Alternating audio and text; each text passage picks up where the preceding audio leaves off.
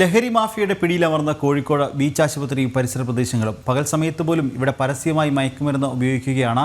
വലിയ ഭീതിയിലും ആശങ്കയിലുമാണ് ആശുപത്രിയിൽ എത്തുന്നവരും പ്രദേശവാസികളും. വിവരങ്ങളുമായി ദിസ്ന സുരേഷ് ചേരുന്നത്. ദിസ്ന, ഈ കോഴിക്കോട് ബീച്ച് ആശുപത്രിയും പരിസരവും അത് ലഹരി മാഫിയയുടെ പിടിയിലാണ്. വിവരങ്ങൾ.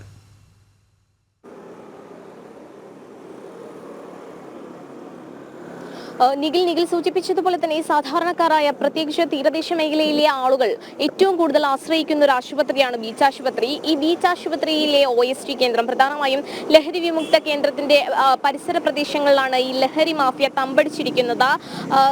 പ്രത്യേകിച്ച് രഹസ്യാന്വേഷണ വിഭാഗം ഒക്കെ തന്നെയും ഇത് സംബന്ധിച്ച റിപ്പോർട്ട് നൽകിയിട്ടുണ്ട്. നമ്മൾ ഇന്നലെ തന്നെ ഇത് വാർത്തയാക്കുന്ന സമയത്ത് തന്നെ പരസ്യമായി അവിടെ മയക്കുമരുന്ന് ഉൾപ്പെടെയുള്ള ലഹരി മരുന്നുകൾ ഉപയോഗിക്കുന്ന ആളുകളെ കണ്ടിരുന്നു. നമുക്ക് അറിയാൻ സാധിച്ചത് നിരവധി തവണ ജനകീയ പ്രക്ഷോഭങ്ങളടക്കം ബീച്ച് ആശുപത്രിയിലെ ലഹരി വിമുക്ത കേന്ദ്രം അവിടെ നിന്ന് മാറ്റണമെന്നാവശ്യപ്പെട്ട് നടത്തിയിട്ടും അതിനൊന്നും തന്നെ ഫലം കാണാത്തൊരു അവസ്ഥയാണുള്ളത്. അതിനടുത്ത് തന്നെയാണ് ENT വിഭാഗമുള്ളത്. അതിനടുത്ത് തന്നെയാണ് അമ്മയും കുഞ്ഞും ആശുപത്രിയുള്ളത്. അത്തരത്തിൽ ഹോസ്പിറ്റലിൽ എത്തുന്ന ആളുകൾക്ക് നേരെയും ഈ ലഹരി മാഫിയയുടെ അതിക്രമം ഉണ്ടാകുന്നു. അവിടുത്തെ സെക്യൂരിറ്റി ജീവനക്കാരെ ഉൾപ്പെടെ മർദ്ദിക്കുന്ന ഒരു സംഭവം ഉണ്ടാവുകയാണ്. നിരവധി തവണ ഇത്തരത്തിൽ ജനകീയ പ്രതിഷേധങ്ങളും പ്രക്ഷോഭങ്ങളും ഒക്കെ തന്നെ ഉണ്ടായെങ്കിലും യാതൊരു തരത്തിലുള്ള നടപടിയും ഉണ്ടായിരുന്നില്ല.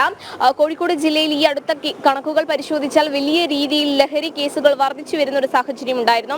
ഈ ലഹരി വിമുക്ത കേന്ദ്രത്തിൽ എത്തുന്ന ആളുകൾ അവിടെ എത്തി ചികിത്സ കഴിഞ്ഞതിന് ശേഷം അവരെ കേന്ദ്രീകരിച്ച് മറ്റ് ആളുകൾ, അതായത് ഇത് വിതരണം നടത്തുന്ന ആളുകൾ അവിടെ എത്തുന്നു.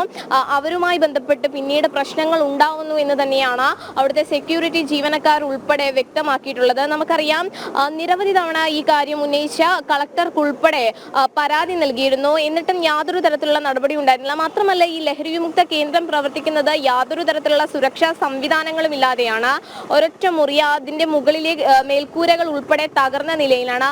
അത്തരത്തിൽ യാതൊരു തരത്തിലുള്ള സുരക്ഷാ സംവിധാനവും മാനദണ്ഡങ്ങളും ഒന്നും തന്നെ പാലിക്കാതെയാണ് അവിടെ രോഗികളെ ചികിത്സിക്കുന്നത് എന്ന പരാതിയും ഉയർന്നു വരുന്നൊരു സാഹചര്യമാണ് നിലവിലുള്ളത്. നിരവധി തവണ കളക്ടർക്കുൾപ്പെടെ പരാതി നൽകിയിട്ടും യാതൊരു തരത്തിലുള്ള നടപടിയും കളക്ടറുടെ ഭാഗത്തു നിന്നും ഉണ്ടായിട്ടില്ല, അല്ലെങ്കിൽ അധികാരികളുടെ ഭാഗത്തു നിന്നും ഉണ്ടായിട്ടില്ല എന്നത് തന്നെയാണ് മനസ്സിലാക്കാൻ സാധിക്കുന്നത്. ഈ കോനാട് പരിസരത്ത്, കോഴിക്കോട് ജില്ലയിലെ കോനാടും ഇത്തരത്തിലൊരു ലഹരി വിമുക്ത കേന്ദ്രമുണ്ട്.